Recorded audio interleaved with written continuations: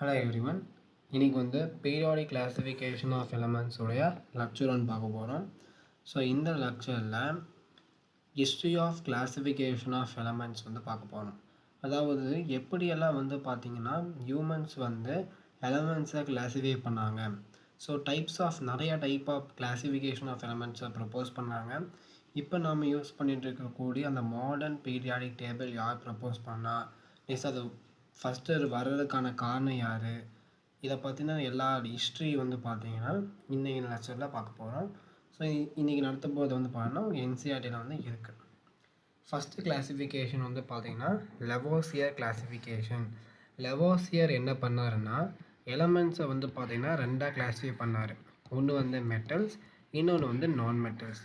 அவர் எந்த க்ரைட்டீரியா வச்சு metal and நான் மெட்டல்னு கிளாஸிஃபை பண்ணார் அப்படின்னா, எந்த எலமெண்ட் எலக்ட்ரானை டொனேட் பண்ணுதோ அது வந்து மெட்டல், எந்த எலமெண்ட் எலக்ட்ரானை கெயின் பண்ணுதோ அது வந்து நான் மெட்டல். இது எலக்ட்ரானை டொனேட் பண்ணுச்சுன்னா கேட்டையான் ஃபார்ம் பண்ணும், இது எலக்ட்ரானை கெயின் பண்ணுச்சுன்னா ஆனையான் ஃபார்ம் பண்ணும்.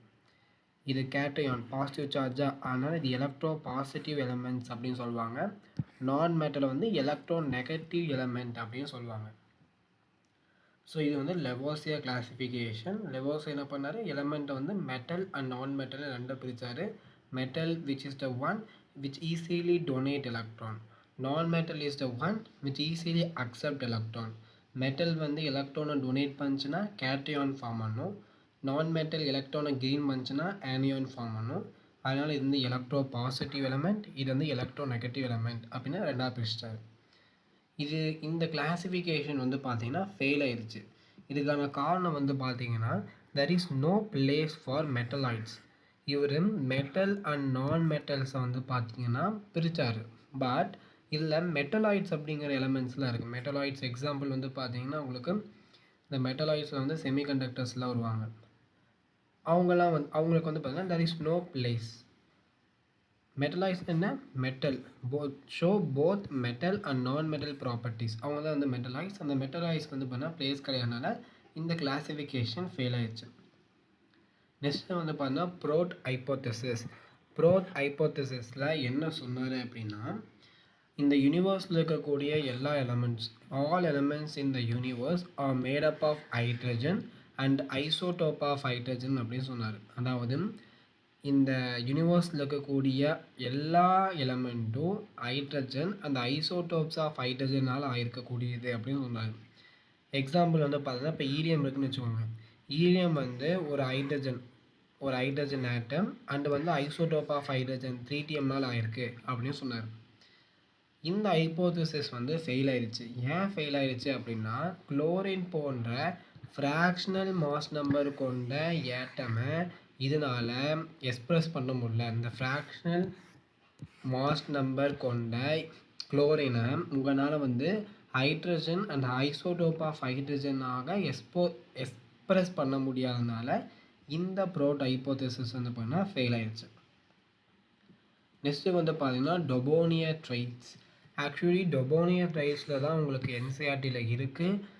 லெவோசியர் கிளாஸிஃபிகேஷனும் அதே சேம் டைம் வந்து பார்த்தீங்கன்னா ப்ரோட் ஹைப்போதெசிஸும் உங்கள் என்சிஆர்டியில் இல்லை. இப்போ தெரிஞ்சு வச்சுக்கோங்க. இதுதான் வந்து இம்பார்ட்டன்ட். எனது உங்கள் என்சிஆர்டியில் இருக்குது டொபோனியர் கிளாஸிஃபிகேஷன். இவர் என்ன பண்ணார் அப்படின்னா, he noted the similarity among the physical and chemical properties of several group of 3 elements. அதாவது ட்ரையாட்ஸ் அப்படின்னு என்னென்னா ஒரு செட் ஆஃப் 3 எலமெண்ட்ஸ். இந்த செட் ஆஃப் 3 எலமெண்ட்ஸ் வந்து பார்த்தீங்கன்னா similar chemical and physical properties வந்து பார்த்தீங்கன்னா ஷோ பண்ணிச்சு. ஸோ இப்போ லித்தியம், சோடியம், பொட்டாசியம் இவங்க 3 பேரும் ஒரே ப்ராப்பர்ட்டிஸ் வந்து பார்த்தீங்கன்னா ஷோ பண்ணாங்க.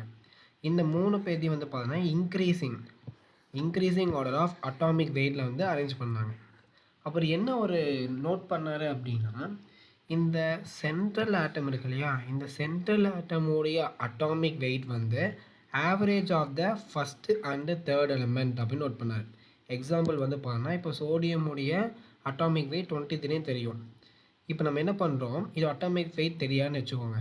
இப்போ அட்டாமிக் வெயிட் ஆஃப் சோடியம் என்னவா இருக்கும் அப்படின்னு அவர் எக்ஸ்பெக்ட் பண்ணார். அவர் என்ன சொன்னார்னா, ஆவரேஜ் லித்தியத்துக்கும் பொட்டாசியத்துக்குமான ஆவரேஜ்.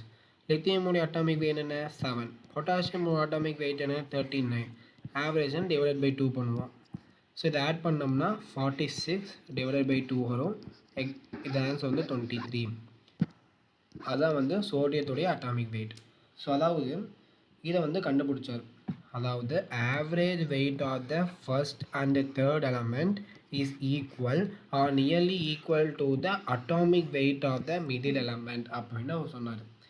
இப்போது இந்த 3 எலமெண்ட் கால்சியம், ஸ்ட்ரோடியம், நெக்ஸ்ட் வந்து பார்த்தீங்கன்னா பேரியம், இந்த 3 எலமெண்ட் கொடுத்துட்டாங்க. ஃபஸ்ட்டு அண்ட் தேர்ட் எலமெண்ட்டோடைய அட்டாமிக் வெயிட் கொடுத்துட்டாங்க. இந்த மிடில் எலமெண்ட்டோட அட்டாமிக் வெயிட் என்ன அப்படின்னு உங்களுக்கு கொஸ்டின் கேட்கணும்னு வச்சுக்கோங்க. நீங்கள் என்ன பண்ணுவீங்க, இது டொபோனியர் ட்ரைட்ஸ் அப்படின்னு சொல்லிட்டு நீங்கள் என்ன பண்ணணும், அட்டாமிக் வெயிட் ஆஃப்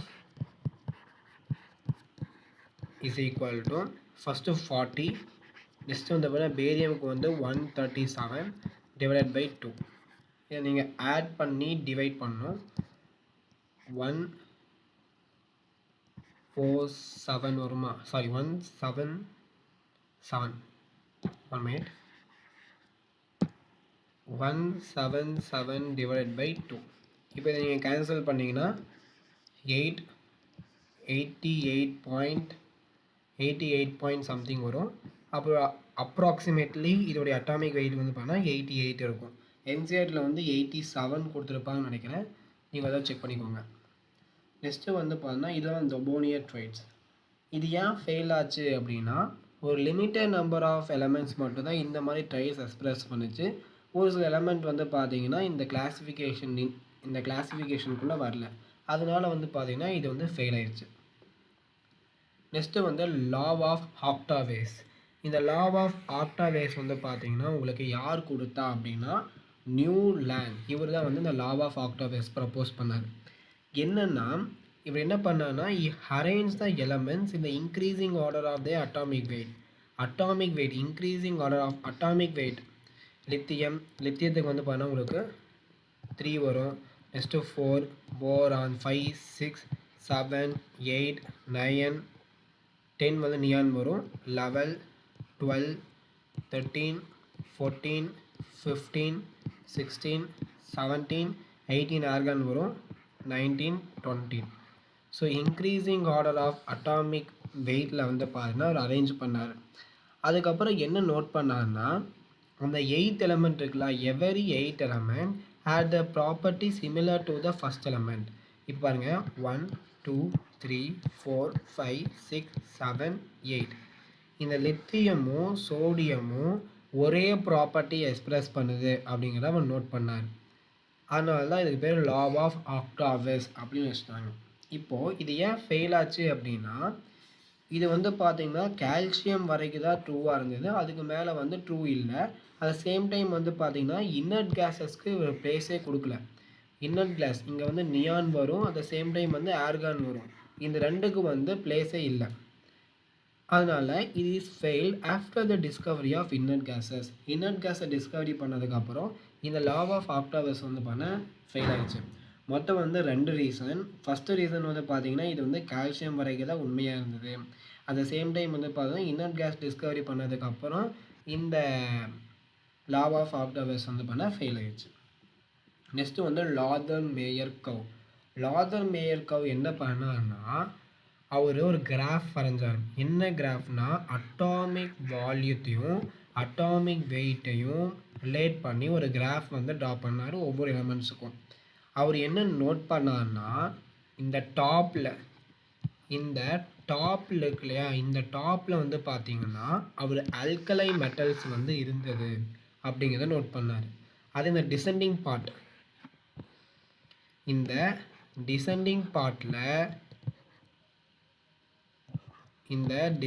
பார்ட்டில் அல்கலைன் எர்த் மெட்டல் இருக்கிறத நோட் பண்ணார். அதுக்கப்புறம் இந்த பாட்டம் இருக்கு இல்லையா, இந்த பாட்டம் பார்ட்டில் டிரான்சிஷன் மெட்டல்ஸ் அண்ட் மெட்டலாய்ட்ஸ் இருக்கிறத நோட் பண்ணார். அதே மாதிரி இந்த அசெண்டிங் பார்ட்டில் அவர் என்ன நோட் பண்ணார்னா ஆலோஜன்ஸ் இருக்கிறத நோட் பண்ணார். ஸோ இதான் வந்து லாதர் மேயர் கவ். இவர் வந்து பண்ண இந்த மாதிரி உங்களுக்கு என்ன கொஷின் கேட்பாங்கன்னா, அசெண்டிங் பார்ட்டில் வந்து எந்த எலமெண்ட் இருந்தது, பாட்டமில் என்ன எலமெண்ட் இருந்தது, டிசெண்டிங் பார்ட்டில் என்ன எலமெண்ட் இருந்தது, டாப்பில் என்ன எலமெண்ட் இருந்தது அப்படின்னு கொஷின் கேட்கலாம். இந்த லாதர் மேயர் கர்வ் ஏன் ஃபெயில் ஆச்சு அப்படின்னா there is no accurate position. ஒரு எலமெண்ட்டோடைய அக்யூரேட் பொசிஷன் வந்து பார்த்தீங்கன்னா இதில் கிடையாது. அதனால் இந்த லாதர் மேயர் கர்வ் வந்து பார்த்தீங்கன்னா உங்களுக்கு ஃபெயில் ஆயிடுச்சு. நெக்ஸ்ட்டு வந்தது தான் வந்து பார்த்தீங்கன்னா மெண்டலிவ் பீரியாடிக் டேபிள். இவர் ஒரு லா சொன்னார். என்னென்னா the properties of the element, ஒரு எலமெண்ட்டோடைய ஃபிசிக்கல் அண்ட் கெமிக்கல் ப்ராப்பர்ட்டிஸ் அது ஒரு periodic function of their atomic weight அப்படின்னு சொன்னார். இந்த பீரியாடிக் டேபிளில் மொத்தம் 63 எலமெண்ட்ஸ் இருந்தது. 7 ஹரிசாண்டல் ரோஸ், 7 வெர்டிக்கல் காலம். இந்த ஹரிசாண்டல் ரோஸ் வந்து பார்த்தீங்கன்னா நீங்கள் பீரியட்னு சொல்லுவீங்க.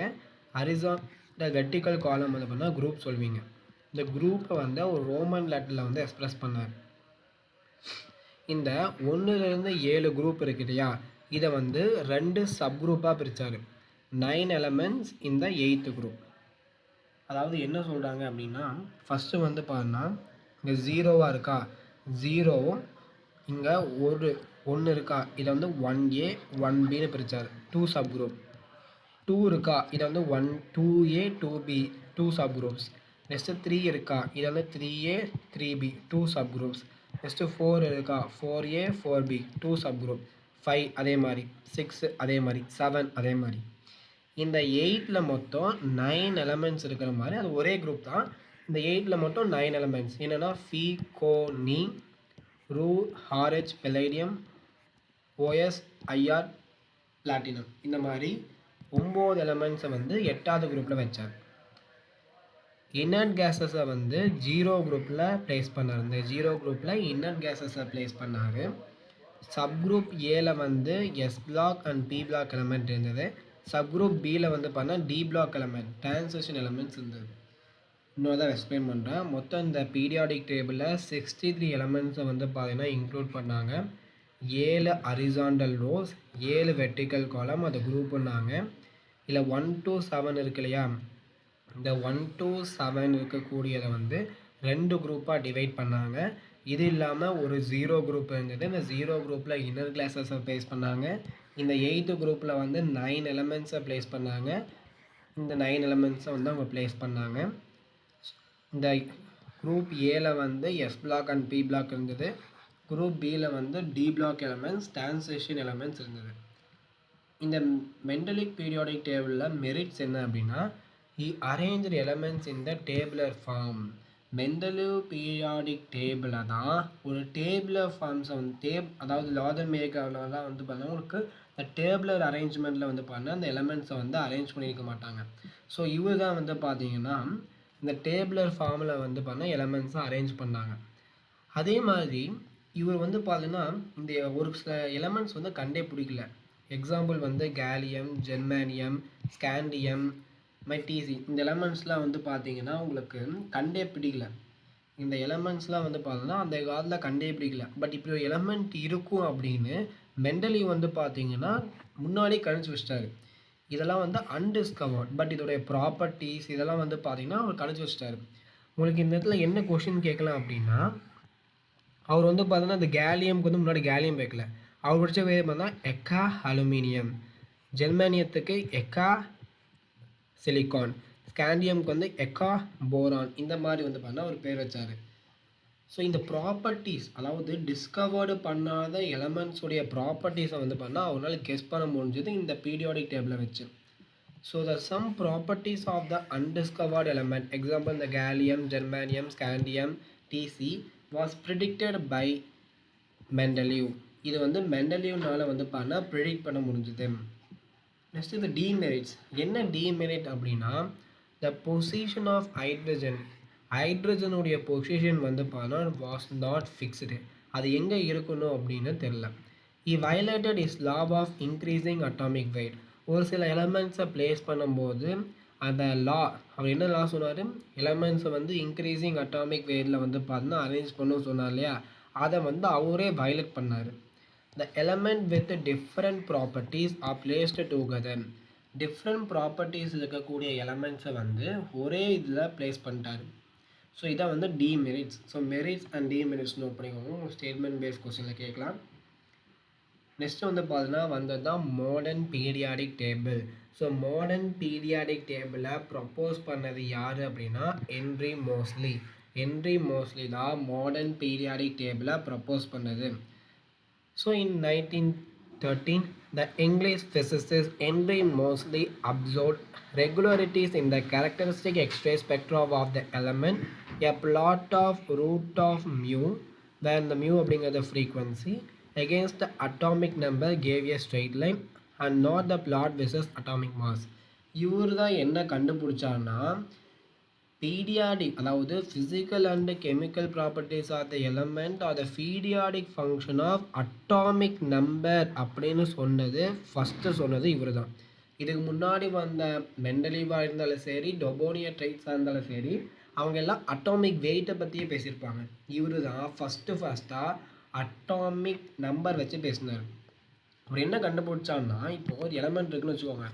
ஒரு எலமெண்ட்டை வந்து ஹை ஸ்பீட் எலக்ட்ரானை வச்சு மோதி அவர் எக்ஸ்ரேஸை ஜென்ரேட் பண்ணார். இந்த எக்ஸ்ரே ஜென்ரேட் பண்ணி அவருடைய ஃப்ரீக்குவன்சி இருக்கு இல்லையா, அந்த ஃப்ரீக்குவன்சிக்கு ரூட் எடுத்தால் ஒவ்வொரு எலமெண்ட்டுடைய அட்டாமிக் நம்பருக்கும் அந்த ஃப்ரீக்குவன்சியும் டைரக்ட்லி ப்ரொபோர்ஷனலாக இருந்ததை நோட் பண்ணார். அதாவது அந்த கிராஃப் வந்து பார்த்திங்கன்னா உங்களுக்கு ஒரு ஸ்ட்ரெயிட் லைன் கிராஃப் கிடச்சிருக்கு. ஸோ எனக்கு சரியாக ஞாபகம் இல்லை.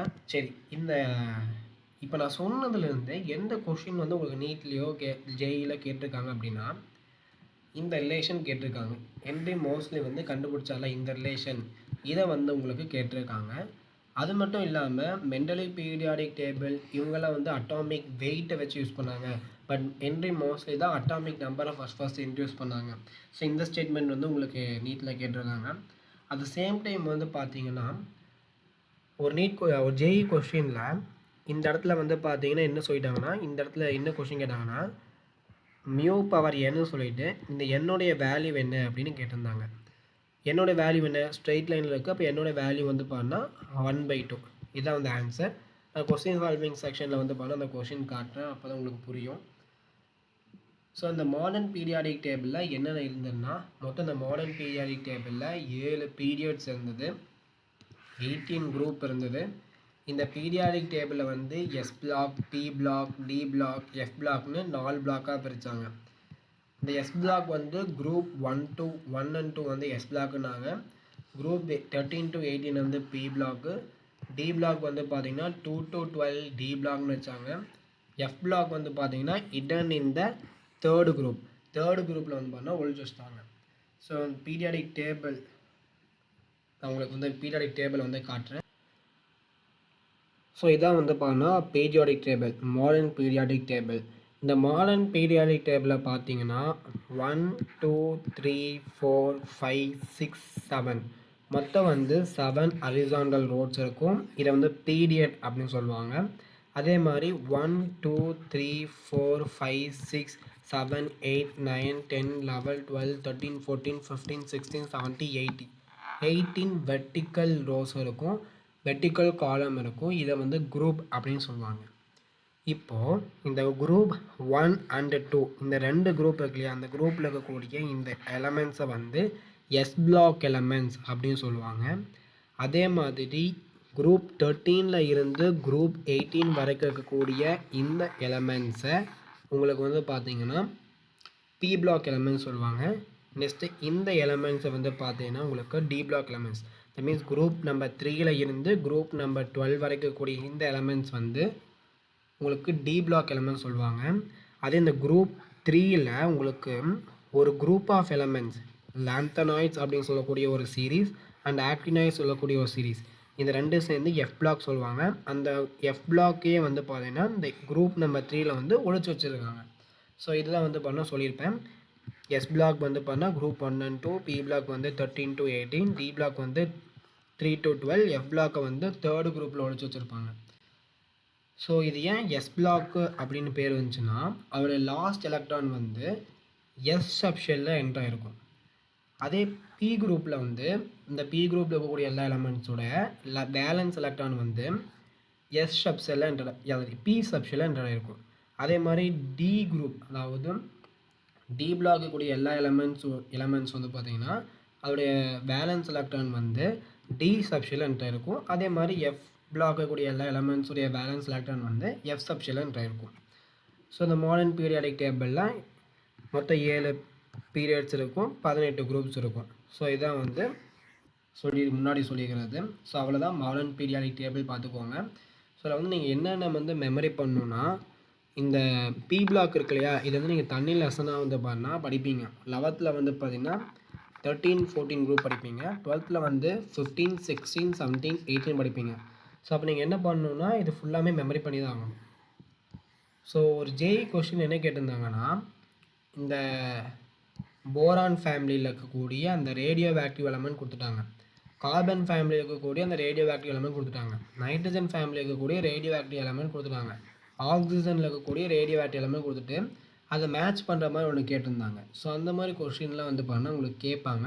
ஸோ நான் அந்த கொஸ்டின்ஸ்லாம் வந்து கொஸ்டின் சால்விங் செக்ஷனில் வந்து உங்களுக்கு கொடுக்குறேன். ஸோ இதான் வந்து பீரியாடிக் டேபிள். இந்த பீரியாடிக் டேபிள் எல்லா எலமெண்ட்ஸ்லாம் மனப்பாடம் பண்ண தேவையில்லை. எந்தெந்த இது மட்டும் மனப்பாடம் பண்ணணும் மட்டும் சொல்லிடுறேன். ஸோ இந்த 2 குரூப்பை வந்து நீங்கள் மெமரி பண்ணியிருக்கணும். ஸோ இது 2 மெமரி பண்ணியிருக்கணும். அதே மாதிரி இதை மெமரி பண்ணியிருக்கணும். கம்பல்சரி 2 மெமரி பண்ணி தான் ஆகணும். அதே மாதிரி இதை மெமரி பண்ணணும். ஸோ இது வந்து கம்பல்சரி நீங்கள் மெமரி பண்ணணும். எஃப் பிளாக் வந்து பார்த்தீங்கன்னா நீங்கள் மெமரி பண்ணணுன்னா பண்ணிக்கலாம். பட் எஃப் பிளாக்ல வந்து மோஸ்ட்டாக கேட்குறதில்ல. ஒரே அதை வந்து இந்த கேரோலின் யூனிட்டோட எலக்ட்ரானிக் கான்ஃபிகரேஷன் கேட்டாங்க. ஸோ அதை தவிர வேறு எந்த கொஸ்டின் கேட்டதில்லை. பட் இருந்தாலும் நீங்கள் எஃப் பிளாக்கை கூட இந்த 2 மெமரி பண்ணால் மெமரி பண்ணிக்கலாம். ஸோ இது மட்டும் மெமரி பண்ணால் போதும். ஸோ வேறு எதுவும் தேவையில்லை. ஸோ நிறைய பேர் பீரியாடிக் டேபிளே கரைச்சி கொடுப்பாங்க. ஸோ அது வந்து தேவையில்லாது தான். ஸோ அவ்வளோதான், லெக்சர் முடிஞ்சுது. ஸோ அந்த லெக்சர் எப்படி இருந்ததுன்னு சொல்லி உங்களுடைய கமெண்ட் பண்ணுங்கள். இந்த லெக்சர் உங்களுக்கு பிடிச்சிருந்தால் லைக் பண்ணுங்கள், உங்கள் ஃப்ரெண்ட்ஸுக்கு ஷேர் பண்ணுங்கள். தேங்க்ஸ் ஃபார் வாட்சிங்.